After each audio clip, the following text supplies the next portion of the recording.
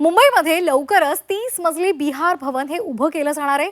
महाराष्ट्रामध्ये महापालिका निवडणुकीची रणधुमाळी सुरू असताना बिहारमधील भाजप जेडीयू सरकारनं या भवनासाठी प्रशासकीय मान्यता दिली आहे। नितीश कुमार सरकारनं यासाठी 314 कोटी 20 लाख रुपयांचा निधी सुद्धा मंजूर केलाय।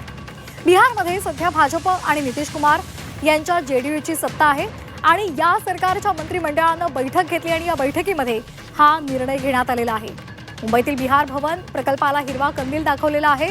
बिहार भवनाची इमारत तळघरासह 30 मजली असेल आणि या इमारतीमध्ये एकूण 178 खोल्या असतील, 72 व्यक्ती बसतील इतक्या क्षमतेचा एक कॉन्फरन्स हॉल सुद्धा असेल आणि यासाठी त्यांनी निधी सुद्धा मंजूर केलेला आहे।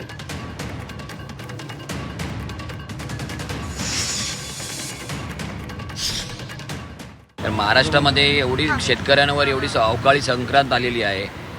मुलांचं शिक्षण महाग झालेलं आहे, महागाई वाढलेली आहे, तरुण बेरोजगार झालेले आहेत, अनेक गोष्टी आहेत।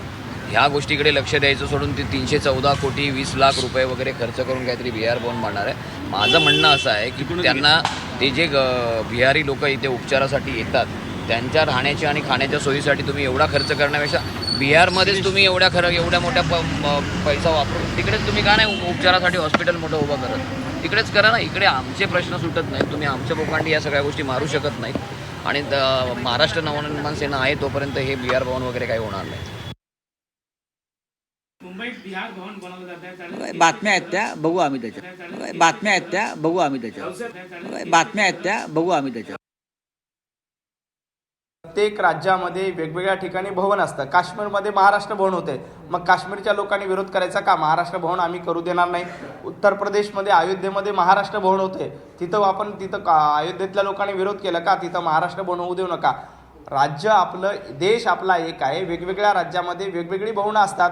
तसं महाराष्ट्रामध्ये बिहार भवन सुरू होत असेल तर त्याच्यामध्ये गैर वाटायचं काय कारण आहे? बिहारमध्ये देखील आपलं भवन आहे, दिल्लीमध्ये महाराष्ट्र सदन आहे, त्यानंतर वेगवेगळ्या राज्यामध्ये अशा पद्धतीचे सदन असतात, भवन असतात। तिथल्या बाहेरून आलेल्या पाहुण्यांची सोय त्या ठिकाणी व्हावी हा त्यातला हेतू असतो। त्यामुळं विनाकारण मनसेनं अशा पद्धतीचा प्रांतवाद करू नये। माझी सन्माननीय राज ठाकरेंना विनंती आहे की अशा पद्धतीचा प्रांतवाद केल्यामुळं, भाषेचा वाद केल्यामुळंच आपल्या पक्षाची काय अवस्था झाली याचा विचार देखील त्यांनी केला पाहिजे।